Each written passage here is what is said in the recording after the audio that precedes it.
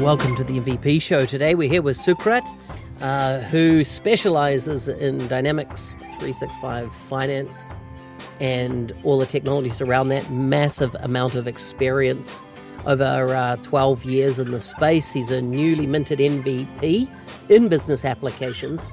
Remember, full show notes can be found at nz365guide.com/201. Now let's get on with the show.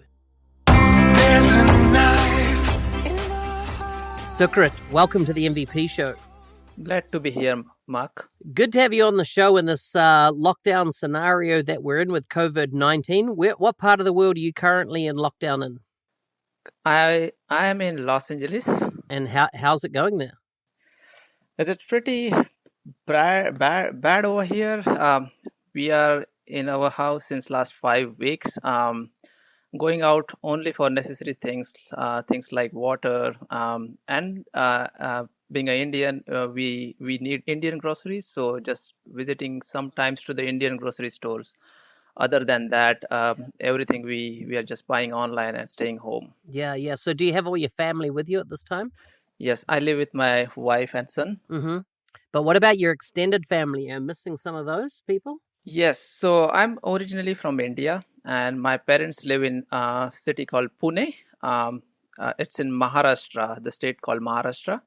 Um, uh, so I grew up in town which is near to another state, which Goa. But for job, I moved out. I know Goa. Yeah. So I moved to Pune in 2007, and since then till 2011, I was living in Pune, and gradually my parents migrated to Pune as well. So they are staying there in Pune, and in 2011, I moved to Los Angeles. So tell me about moving from India to Los Angeles. How did that come about for you? Kind of what was your journey that drew you to the US? The journey started with, of course, with my first job, which was I started working with a company called Ignify in 2007, and before joining, and I was just fresh out of the college, fresh graduate out of the college, and was looking for a job, and that's when I came to know about this job opening in Ignify, and the job opening was for ERP, and as a electronics and telecommunication graduate, I don't at that time I didn't even know about what ERP is. I know only about SAP, but I didn't know that SAP is also ERP.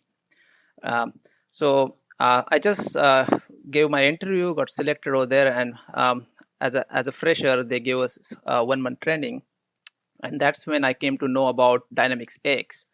So, and they told us that you are going to work on Dynamics AX, and it's a ERP from Microsoft, and you will be trained on Microsoft Dynamics AX for 1 month, and after that you will be assigned to a project.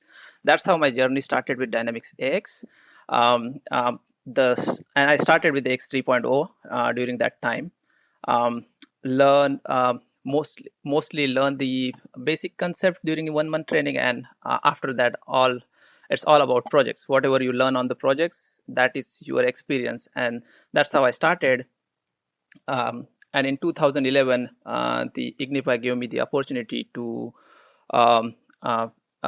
visit US, and they transferred me from India location to US, which is, so I came to Texas, in Dallas, for one of the project, which was why I worked on is integrating e-commerce jewelry retailer to Dynamics AX 2009, and that's how I landed in the US. And after working on that project in 2011 for 3 or 4 months, I moved to Los Angeles, and after that, since then, I am living in Los Angeles. Wow. So you've been in the US around over 12 years now? Yeah, I would say 10 years. Yeah. Wow, that's a heck of a long time.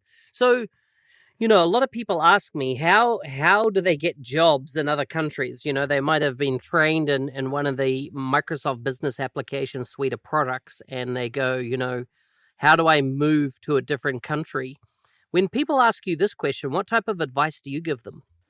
I would say you don't have to think about moving, to another country, because this is something which I never thought about it. I just gave my best while working on my job, and the opportunity eventually came automatically in front of me, that the company offered me based on my performance, and the job I was doing, that we are moving you to United States. And um, so I was, in fact, I didn't even thought about that I will be in the US one day, and I'll spend these many years in the United States. Yeah, so just give your the advice would be, just give your best in whatever you are doing, and the opportunities will knock your doors. Nice, nice. So tell me about then your journey inside of AX, and I assume now into finance and operations of Dynamics 365. What are kind of been key pivot learnings that you've made along the way that really helped your career go from where it started to where it is today? Well, the first thing is exposure to the projects during my initial when I joined the initially as a fresh graduate, and the project which I worked on was along with another company called Wipro, and the project was with the implementing Dynamics X 4.0 in Microsoft Business Solutions group. So, and that was the project was in collaboration with Wipro, and it was so we used to work from Hyderabad Wipro office, because the Microsoft India headquarters is in Hyderabad. So the all the activities are used to happen in Hyderabad. So that project changed my life, because initially during the fresh while working on the project, I got to exposure so many different things, process wise, while working with Microsoft folks, um, and our experienced team. um, that that exposure changed my life, and I learned a lot of things over there. Eventually, as an with the Dynamics X, I would say still I am learning so many different things. And with the finance and operations, of course, technology is changing day by day. So you have to, it's very hard to keep up with the changes. But if you want to survive in the market, you have to keep yourself, updated with all these technological changes. So, and but during the initial time, like in 2007, when I started working in AX, that was not the case. Of course, with the different different projects, which are based in different industry based projects, you get to learn so many different things. So I would say um, um, spending couple of years and couple of years with just AX during that time was not enough. So uh, eventually, like after spending 5 years 6 years with Dynamics X, I was feeling comfortable. Okay, now I know most of the things, although the finance and operations or AX is really vast, very large ERP. It's very, and now especially it's very difficult to know each and everything in there, what is present over there.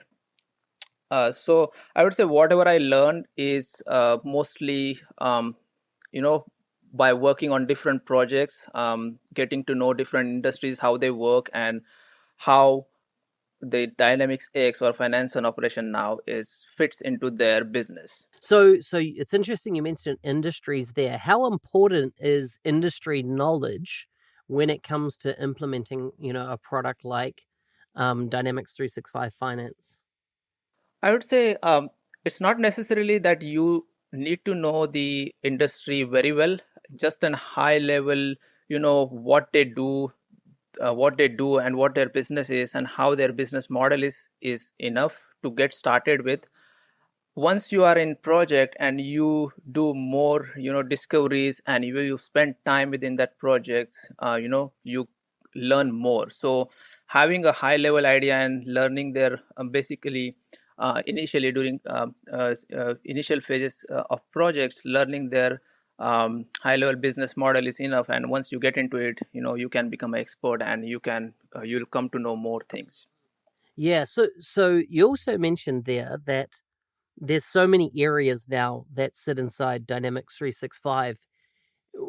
How, like, what area do you focus on, and how do you kind of focus on one area but maintain your skills or knowledge across the wider applications that make up that mix? I'm a technical person. I'm not as a functional finance consultant or supply chain consultant. I'm a technical architect. So uh, the mostly what I do is I need to what I my focused area is what are the technical changes coming, or what Microsoft is releasing, which is going to impact or change the Microsoft changes technologically, uh, I would say major technological changes. So with the finance and operations, or initially they called it as AX7, that happened initially, and learning those new concepts was the biggest challenge, and we kind of passed that phase now 3 or 3.5 years back. So now it's just a matter of keeping yourself updated with what they are releasing on monthly basis with all these platform updates, and what changes are coming within those platform updates. Of course, it's not possible to learn each and everything, but the most impacted, or the most needed things by several businesses, and those kind of technology changes I learn. So with understanding, those technical areas, what are you seeing now? Do you see more like on-premise as people migrating to the cloud in the finance space, or you're still working with a lot of customers that are saying, no, on-premise is where we want to stay. We don't want to move to the cloud offerings by Microsoft. I would say most of the customers would love to go to the cloud version, and the customer currently I'm working with them since 2015, and they are they of course love cloud. And when we started, so the customer which I'm working on currently, we are the first one to go uh, with the full upgrade. When I say full upgrade, means data upgrade and code upgrade with the finance and operations.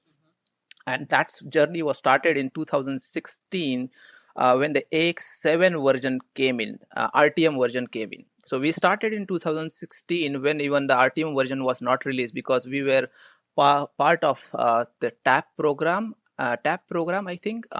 Yeah.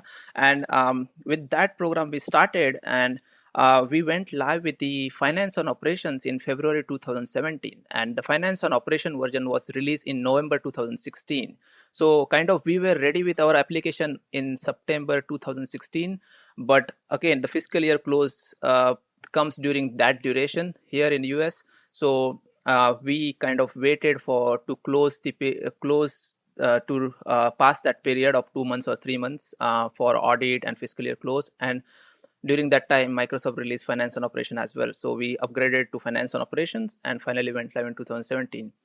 So my experience is with the only cloud version, and I love cloud version, and I recommend everyone to be on the cloud version. I'm a big participant on the Microsoft community as well, and when I see the challenges people are facing with the on-premise versions, definitely I don't have any experience, but the challenges, from the experience, what I read from those questions and everything, I see there are a lot of challenges with the on-premise versions, and it's way different than the cloud versions. So tell me about contributions. What area you've been an MVP? How long now? I got it in on October 1st. So nearly 6 7 months. Yeah, last year, 6 7 months. Yeah. So what areas is your main area of contribution in? What do you find works well for you? My main area of contribution is, of course, when I started. So the journey started itself with the on this project, which I explained just now in 2016. So while working on the project, there were several new concepts, right, with the finance AX7 or finance and operations. technological changes. So during the project duration, I was not participating in anything. I was just focusing on project. But um, after the project went live, I just visited Microsoft community, and I saw there are several. I'm and for just, I'm community member since last 10 years, but in 2016 I was facing some problems, and I visited community and just posted one questions.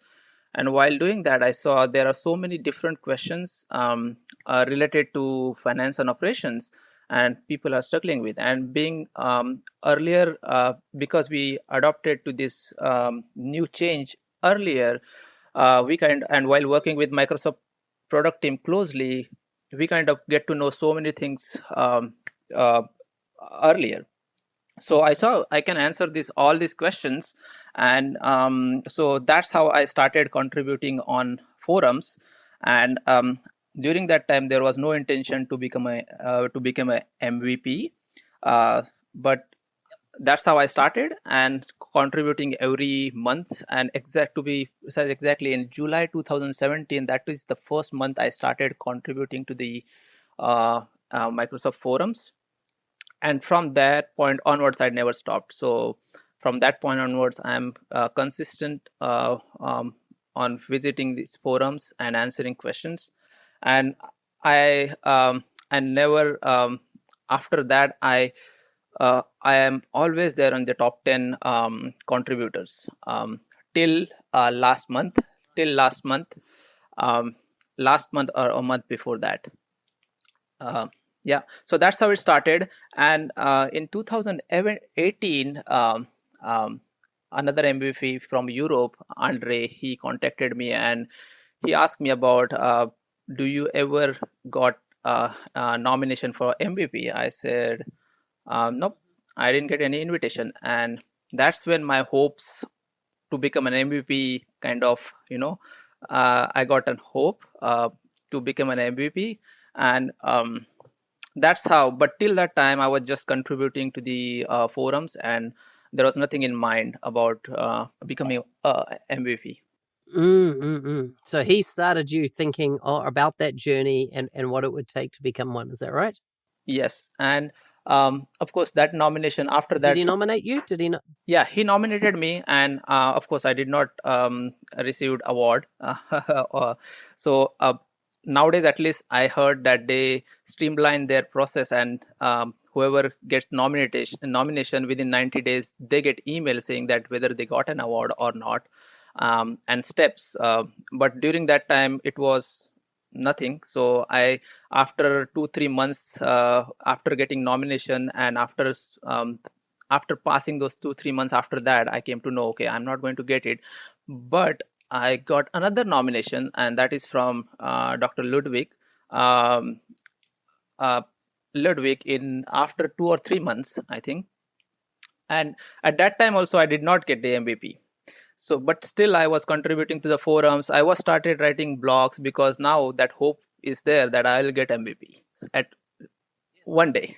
So um, my contribution was still going on. And in May 2018, so we have before that, in we have our internal MVP bootcamp group within Hitachi, which is created by Joel, and I am part of that group. And um, he used to guide us, on different things what you can do. But I attended only one or two meetings um, of that group. And after that, I kind of it fall through my agenda. And I was not attending those sessions. But in May 2018, they are having meeting, and they were reviewing the Microsoft forums, and looking at the leaderboards. And that's when my colleague informed Joel that this is Sukrut is from Hitachi, and if we can do something to get him nominated. So I came to know after listening to that recording. Um, and that's how Joel nominated me in May 2018. And in October, finally, I received the email saying I got an MVP award. Wow, fantastic! Definitely, Joel is very pivotal in a lot of people getting their MVPs. He's like the MVP maker, the master out there, and that's so good to hear your journey of persistence, though, that you carried on even when it was tough.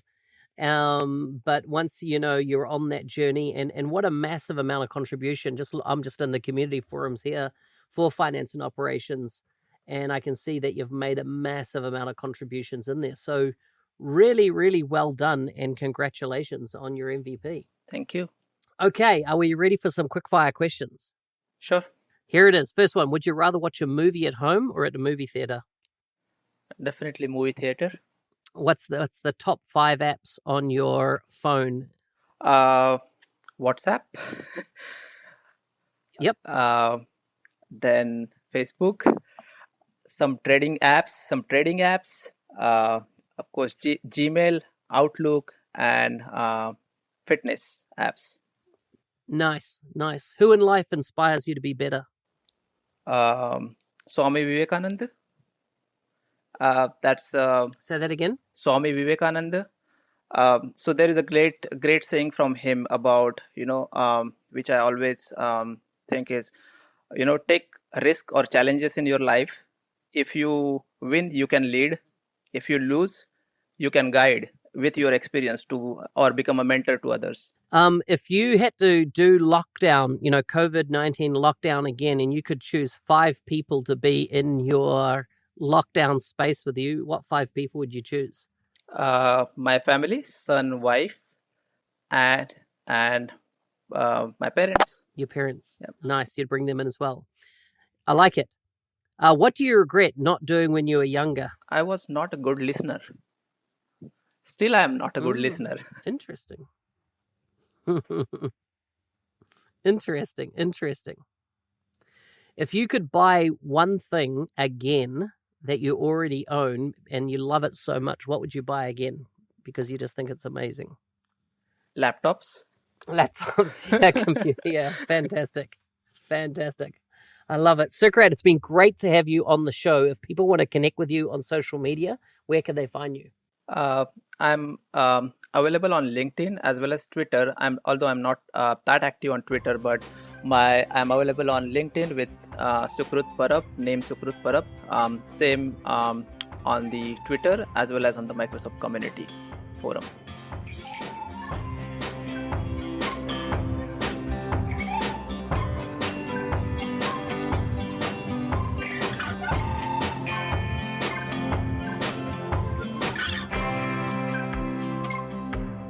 Hey, thanks for listening. Hope you're staying safe in this COVID-19 situation. If you want to reach out and get in touch, feel free to do that. Private message me. On LinkedIn is the best way to get hold of me. Remember, full show notes for this episode can be found at nz365guy.com/201. See you next week.